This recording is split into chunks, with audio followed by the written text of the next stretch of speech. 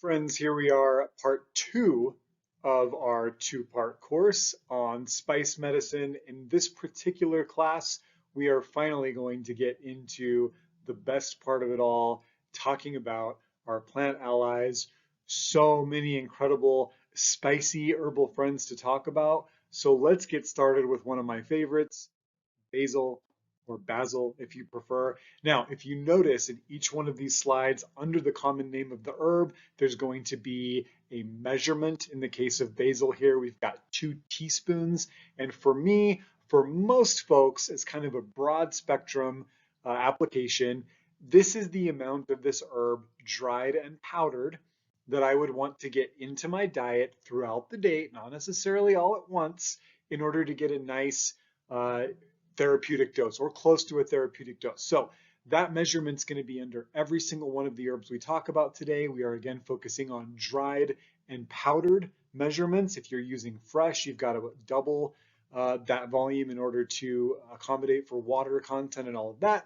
And with that, let's get into it. So basil, upper respiratory antiseptic. This is easily one of my favorite spices to work with to get into the lungs, open them up, and clean them out. When things feel stuck, cold, stagnant, gooey, when you're recovering from respiratory illness, fantastic herb, not only in food, but some fresh basil leaves thrown into a pot of steaming water as a respiratory steam can be really beautiful.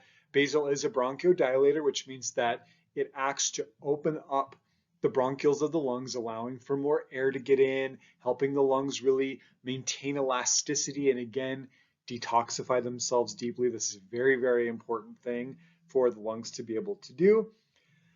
This deep green leaves, anytime we see deep green leaves, you know that this is an antioxidant rich plant. Helps with signs of aging, helps with fighting free radicals, helps with providing nutrients and oxygenation to the body. So people come into the apothecary all the time, people email me all the time, give me a recipe for the most antioxidant tea. Which herbs are antioxidant? All of them.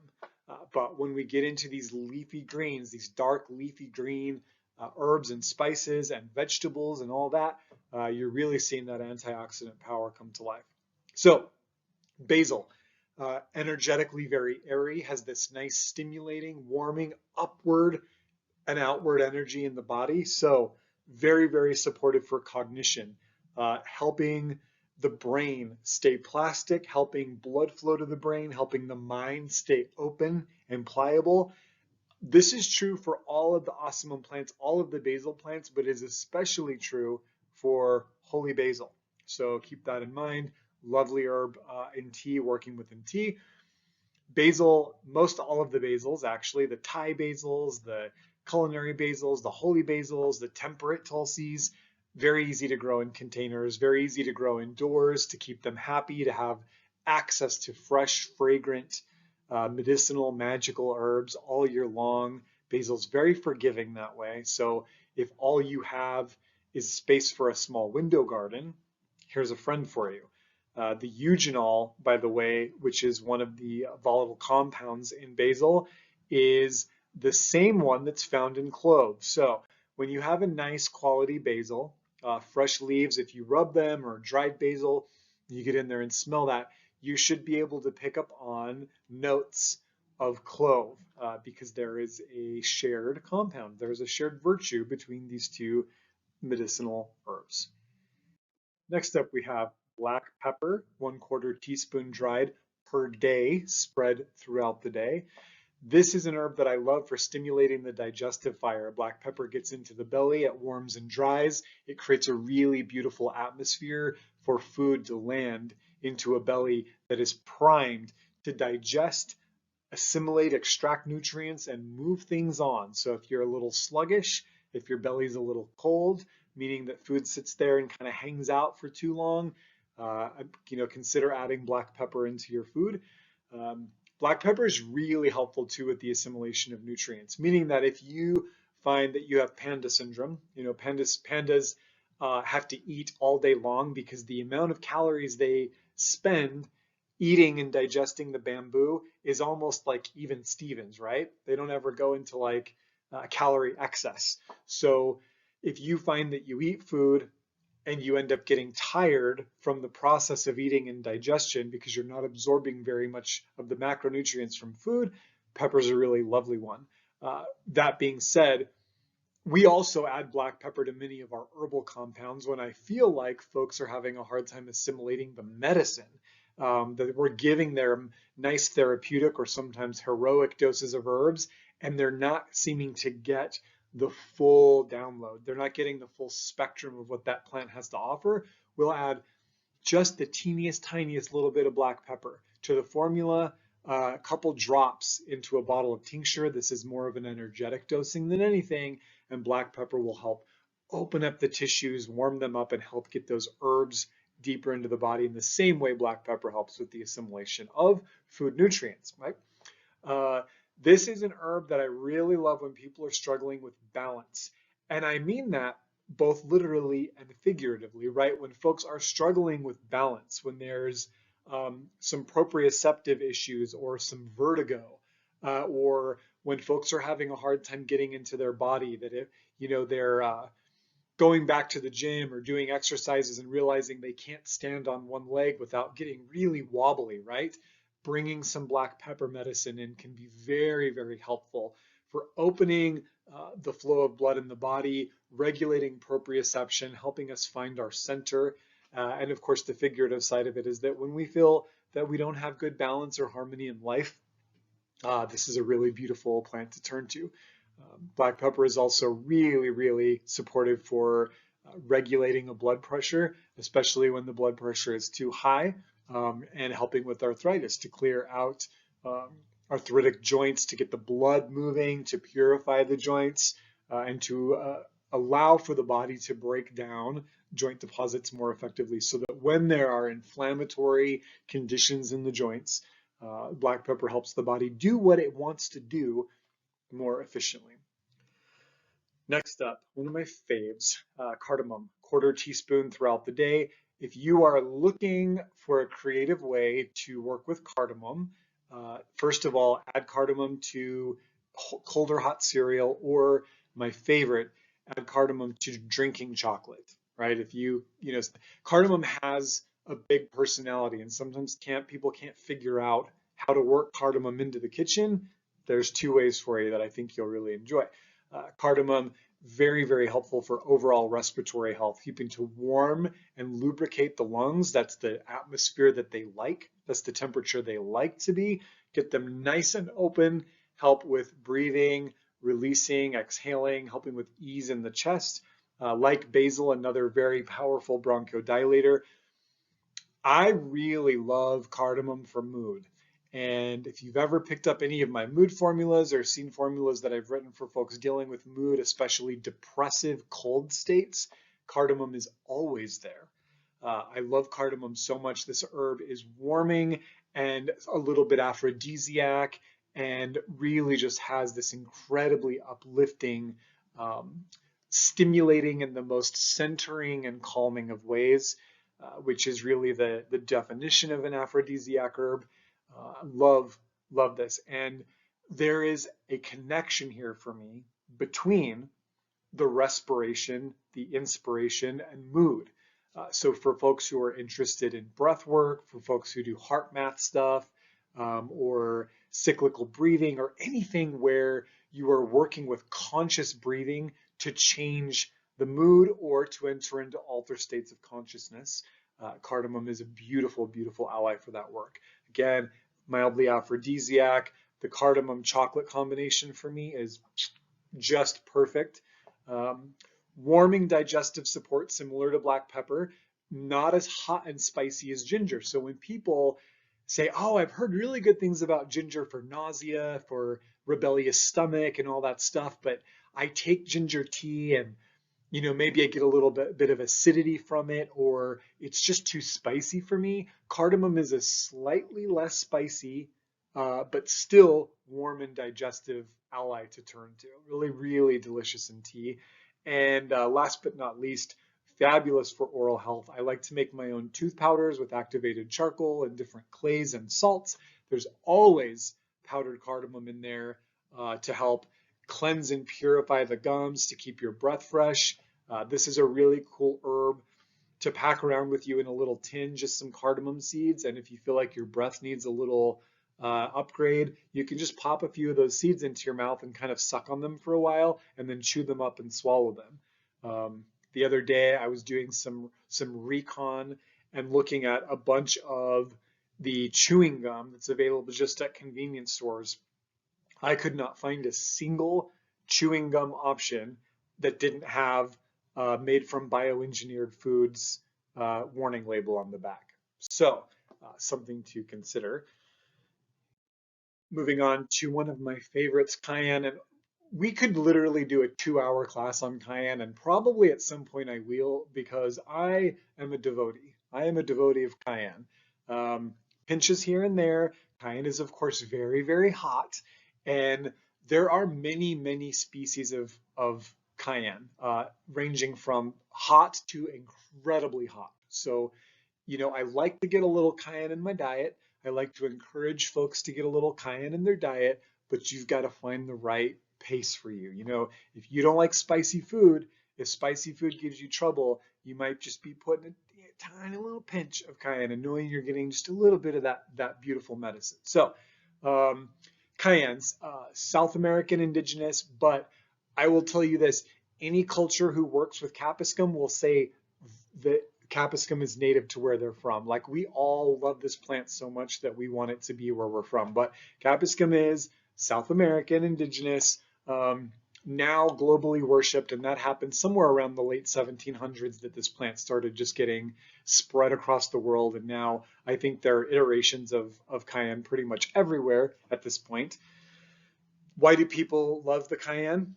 Because the serotonin flush that comes as a result of the heat on the palate and the magical medicinal properties of this plant causes a little bit of an addiction, right? You get that nice serotonin rush and that feels good, so you keep coming back for more. The reason why we are so obsessed with the heat and obsessed with making hotter and hotter and hotter cultivars of capsicum is that we are chasing that serotonin rush. We're chasing that capsicum high, and for good reason. It feels really good. It's a nice one. The capsicum genus includes all kinds of peppers. Some of them are not hot, like bell peppers, sweet peppers, paprika's in there. Then we get into the hotter ones, the serranos, habaneros, jalapenos, the ghost peppers. This is a massive genus of plants. Massive, massive. In fact, there are over 50,000 varieties of capsicum worldwide, 50,000, and that grows all the time because, again, people are constantly trying to get creative with this plant and find ways to make hotter peppers. Humans, we're in a very interesting relationship with cayenne in that the reason why cayenne is so prolific, there are so many species and varietals, and that this plant is global is because of us. We work for this plant. This is an example of a plant similar to green tea, similar to cayenne, similar to tobacco, similar to coffee, right? These are the plants that recruit humans to work for them. We do all the work. We're the sowers, the cultivators, sometimes we act as the pollinators. So this is a really cool ally to consider when doing plant spirit work, when thinking about the relationship of humans and plants, the symbiosis, the synergy between the two of us. Cayenne, even if you don't want to ingest this herb, internally, is a beautiful spirit, like many of the mint family plants that can teach us how humans and plants can dovetail our work together. So, one cool little piece of history that I will add to the notes is that Dr. Samuel Thompson, who was really one of the people that kind of woke herbalism back up in Europe after it had been repressed through the suppression of big religion and all of that stuff. He was obsessed with cayenne and would put cayenne in pretty much everything and really was like, cayenne, he was the originator of the silver bullet, right? This herb will fix all your problems. Dr. Samuel Thompson started that. TikTok continues it. Now we hate it, but he's the originator. Originally, he could not get European herbalists on board for anything. A lot of them thought that cayenne was toxic or that was um, too stimulating or that it overpowered the energetics of other herbs as they were taken in medicine.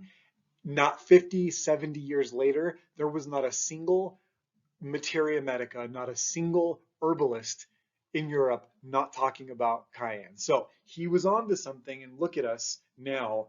We are still ardent devotees of the hot pepper, right? So a couple of therapeutic benefits.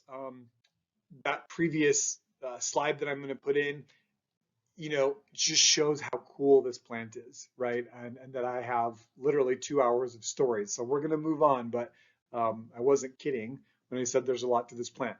My favorite thing, cardiovascular circulation. This is a vasodilating herb. The heat of cayenne moves into the body, encourages the circulatory system to open up and allow blood flow to move with ease throughout the system, allows pressure off the heart, allows blood to get out into the crevices, out into the extremities, warming up the feet, warming up the hands for folks that are always running cold. Very, very powerful. And for driving, similar to black pepper, driving herbs into the body, getting them into the tissue. Very, very stimulating.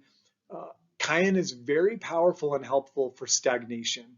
That's physical stagnation when we have become stuck, when the muscles are stuck, when the lungs are stuck, when the mind is stuck. This is emotional stagnation when we are frozen solid, right? When we have just locked down and there's a cold energy, not literal, but an energetic presence of coldness. We bring in the heat, the fire, the stimulation of cayenne.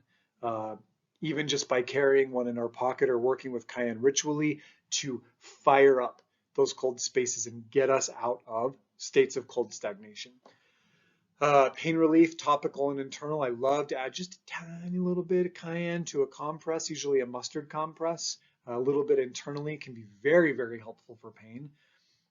This is a plant celebrated for satiety, so helping with appetite and cravings to kind of curb them for folks that are working on that. Very good for neuropathy, again, because cayenne is opening up the channels and allowing not only blood to flow into the extremities, but also for the peripheral nervous system to open up and to allow that electrical energy to move through the nerves more effortlessly. Cayenne can be a shocking herb. And in fact, sometimes with clients, I will work with cayenne in a dose that actually causes a heat flush and shock reaction to kind of wake the system up, to kind of push through obstacles and knots, whether that's in the nervous system or in the cardiovascular system or in the energetic system. Cayenne will shake you up and light a little bit of a fire, right? But that's good sometimes. Really powerful for cluster headaches, opening up that vestibular space around the cervical vertebrae, allowing blood to flow. A little bit of cayenne in a tincture, literally 1 drop in some water, because in a tincture, cayenne can be so hot that it will cause chemical burns inside the mouth. I have done this to myself actually, and it was horrible. So please don't do that. Learn from my mistakes. And then alternating cold and hot packs, between the back of the head and the front, back and forth, to open up and flush out those headache patterns. Really beautiful for oral ulcers, mouth sores, canker sores. What I would do is take a Q-tip or the tip of your finger and get just a little bit of the powdered cayenne and try to dab that right onto the canker sore. It's of course going to sting for a second, but then that pain relief is going to come in and numb it, and then also help to shrink and move out the ulcer. So it's very good. And then, of course, hypothyroidism. This is a stimulating, thyroid supportive, endocrine system supportive herb that will very much get things moving around and stimulate in all the right ways when it comes to thyroid issues. Who's next? Cinnamon. I talk about cinnamon, half teaspoon throughout the day. We have been, as a people, talking about cinnamon since forever. There are very clear references to cinnamon in some Chinese texts from 2800 BC, so that's almost 5,000 years ago that people have been loving this spice, which is really the bark, the external bark of the cinnamon tree. Regulator of blood sugar, very, very important. This blood sugar regulation is really only pronounced in medicinal species of cinnamon, not in culinary. So what you're getting from your grocery store shelves is probably not the right cinnamon. You want the medicinal varieties, the Cinnamomum zealandicum, the Cinnamomum verum, the Birmani. These are the cinnamons that won't cause too much coumarin buildup in the body, too much blood thinning, and too much pounding on the liver. They're ones that are safer for long-term use. You still want breaks, but you got to have the good cinnamon to check the blood sugar stuff. Cinnamon is energetically warm and damp, and this is a very rare gift in the herbal world. Most warm herbs are dry, most damp herbs are cool or neutral, but here we have an herb that has some warmth to it, but also some moisture, some dampness energetically, not literally, right? So that means when we take cinnamon into the body, they bring warm dampness to the lungs, which is how the lungs love to be. So this is an herb that oftentimes just smelling the dried cinnamon will create a sense of ease and openness in the chest. Open the chest, open the heart center, and ease the breath. Warm the lungs, especially when they're cold. For inflammation, especially dry, poppy, creaky joints where there's some inflammatory states, I would oftentimes, as a general rule, nudge people in the direction of a medicinal cinnamon over turmeric, right? Because turmeric is hot and dry. So when the joints are cracky, when you're down and you stand up and you hear your knees do the right, adding heat dry to those joints does not make a lot of sense. This is an invitation for some damp warmth through our friend cinnamon. Cumin, half teaspoon throughout the day, various meals. Really, really beautiful for type 2 diabetes to help check that, to start ratcheting those reactions down and getting the body out of that reactive diabetic state. Helps to reduce cholesterol and triglycerides, which is never a bad thing. I really love cumin for eye health, for vision health, especially cataract, clouds in the eyes. You know, whether cumin is the right ally to reverse that stuff, I can't confirm. It's not the herb that I would work with, but to stop progression and or for folks that maybe there's some genetic predisposition, your parents or grandparents deal with the cataract stuff. This is an herb that you want to have in your food often, right? Cumin for that. Very osteoprotective, protecting the bones from osteoporosis, from break, from brittleness, from weakness. Cumin is a bone strengthening herb, right? Again, through the medium of food. Postmenopausal issues, even though cumin is spicy, the pore opening and circulating blood moving properties of this particular spice are so good for lingering hot flashes, mood, and really just kind of getting back online with stepping into that new expression of postmenopausal body. And food poisoning. I love cumin for food poisoning, for all the icky bacterias. It's no wonder why we see cumin appear in so many foods where it's almost as though the cumin and other herbs and added salt are acting as a preservative for those foods. So when we see foods coming out of places where there's not refrigeration, for example, or when food is made and stored for the entirety of the day, maybe one meal is cooked in the morning and people are kind of picking at it throughout the day, these spices are more than just flavor, right? And the medicinal benefits too. They're also acting to quell bacterial growth, to keep that food clean and pure so that the next day, later on that day, when you eat that food, it hasn't there's no bacterial colonization. You're running less of a risk of getting some food poisoning, right? So this is very important, a really beautiful herb to think about in dishes that you're taking to go camping, right? Or when you're making a big pot of something, a curry, kitchari, rice, so that as that's sitting in your refrigerator for 2 or 3 days, these herbs are helping to keep the food pure, energetically pure, but also physically clean. Garlic, 2 teaspoons or as much as you want. If you're like me, I can't get enough garlic. Very, very antiseptic, antibacterial, antifungal. Garlic doesn't screw around. This is an herb that is cleansing and purifying par excellence, and this is why on the talismanic or amulet level, we work with garlic so much as a protective herb that where garlic is, no ill can reside, right? So this is purification, antiseptic in the physical, but also the spiritual energetic. Garlic permeates all the tissues of the body. And you can feel that. You can feel that when you eat garlic, it's as if it opens the system, right? It moves the system open.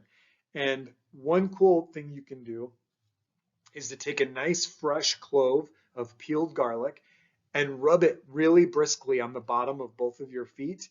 And in no time, you will start tasting garlic, right? Because garlic goes systemic. It literally gets into the blood.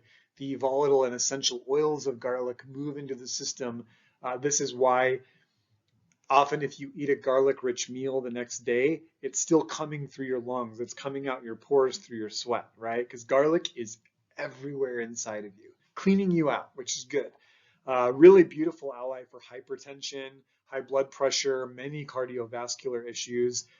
I think that garlic is one of those herbs in the kitchen, in kitchen craft, kitchen herbalism, that there's an invitation to have garlic every single day. And at least one meal, there should be a garlic presence. I would say that too for onions. Really beautiful, powerful, protective herbs that we could all benefit from on the daily. Chronic infections, sometimes in larger doses, sometimes in capsule form.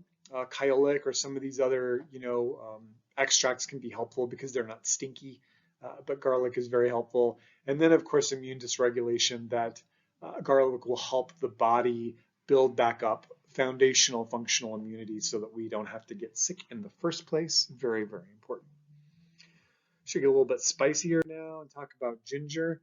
1.5 teaspoons or so stretched out over several meals of the day. Beautiful for cold and flu prevention. If you've never done just a simple garlic, lemon, and honey tea, you are missing out.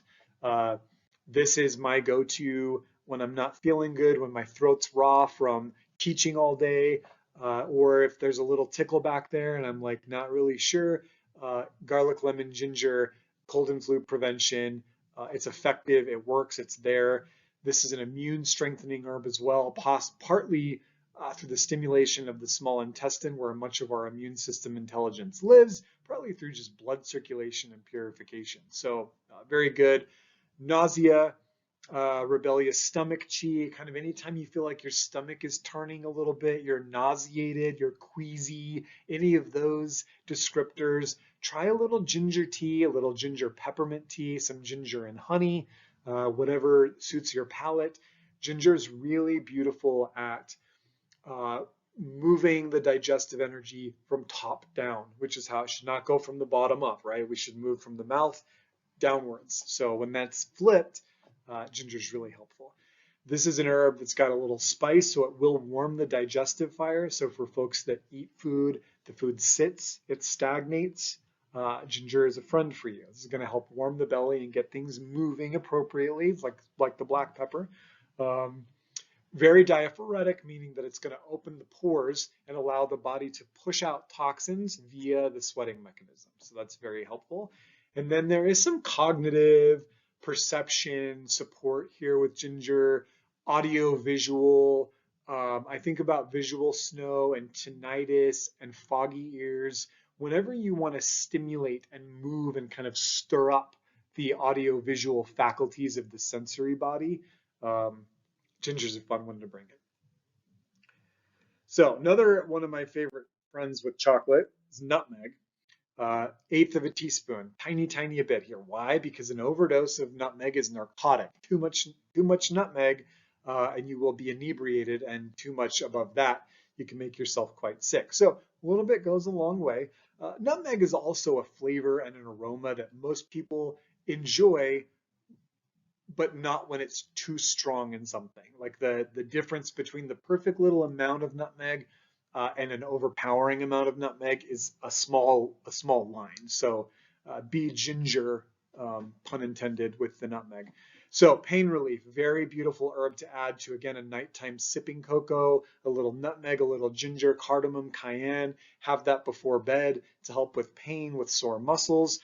Nutmeg is very, very nervine and a little sedative and a little hypnotic. So there is some anxiety, calming the nerves, getting you ready for sleep, some sedative, hypnotic stuff. You could also work with this herb, especially in a more talismanic form, meaning that the whole nutmeg is kept by the bed or used ritually rather than taken internally for dream work, lucid dreaming. And again, I cannot stress enough how much I love a little baby pinch of nutmeg into my drinking chocolate. I will find an excuse for drinking chocolate no matter what. So this is probably no surprise to people who know me. But nutmeg is one of the better ones. Turmeric, you knew turmeric had to be on the list, right? Half teaspoon throughout the day. Turmeric is a systemic anti-inflammatory, especially the rhizomes, right? So the beefy root of turmeric is a little hotter and drier. The thinner little rhizomes towards the end get a little more cool, right? So that's better for the hot condition of inflammation. Really beautiful for bones, for skin, for joints, purifying, opening, cleansing, moving the blood, moving the lymph. Turmeric is a lovely cardiovascular ally, specifically the heart, helping to warm and open the heart center. The color of turmeric, the hidden bitterness of turmeric is indicative that we have some hepatoprotective properties. So the liver, the ducts of the liver are able to be opened and encouraged through working with turmeric, which is really nice.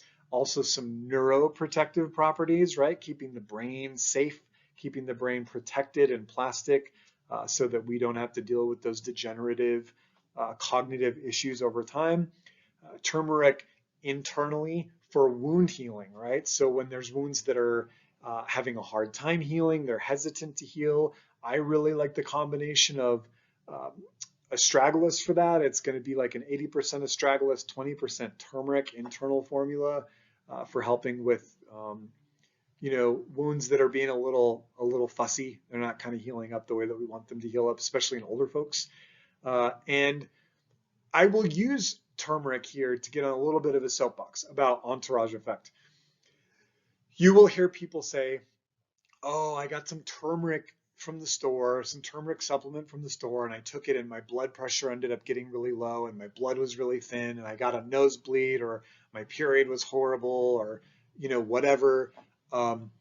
They are not taking turmeric. They're taking a curcumin extract. They're taking a turmeric supplement that is not the whole root of turmeric. It's isolated, concentrated curcumin extracted from turmeric. If they were taking the whole of turmeric, they would receive the entourage effect, meaning that there are other active constituents in turmeric besides the curcumin that act to prevent the curcumin from overcorrecting and causing all the problems in the first place. So please, with all herbs, there is no reason to take isolated concentrated. You're doing the ashwagandha, the new one right now is the ashwagandha. People are doing capsules, says ashwagandha, but it's actually just an extract of with amnesides, right? You're not getting the whole ashwagandha, you're just getting one constituent. That's not how this medicine works. If you divorce one part of the plant from the rest of it, you are opening yourself up to disharmonies. Whereas if you take the whole plant, then these things are mitigated. So if this is an herb that you want to work with, very, very powerful in capsule form, tincture form, supplements, make sure it's the whole turmeric root and not an extract of curcumin or an isolation of curcumin. You will really experience the fullness of what turmeric medicine is like when you do it that way. Thyme and oregano we're going to tackle together. I work with these plants pretty interchangeably, 1.5 teaspoons or so over the course of a day. Beautiful for respiratory infections. Again, another couple of plants that I would throw into a steam for a respiratory steam to clear out my upper respiratory system, but you can work with them internally or even as a tea if you don't mind to clear out the sinuses, the upper respiratory systems, even the deep lungs will benefit from these two herbs. Herbal compresses can be really nice.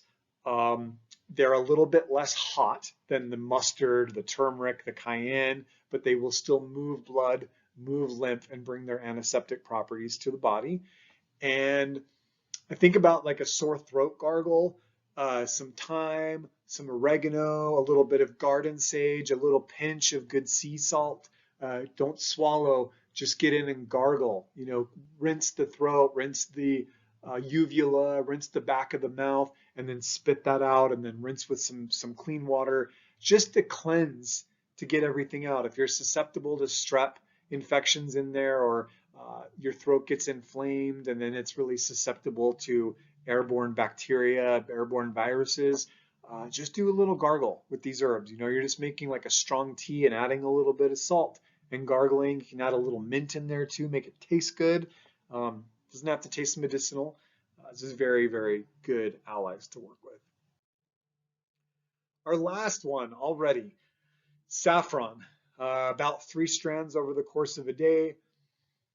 Saffron comes from the crocus flower, Crocus sativa, and there are only 3 strands per flower, and they have to be plucked out ever so gently with little tweezers. So there's a lot of labor, a lot of hand work that goes into harvesting this medicine.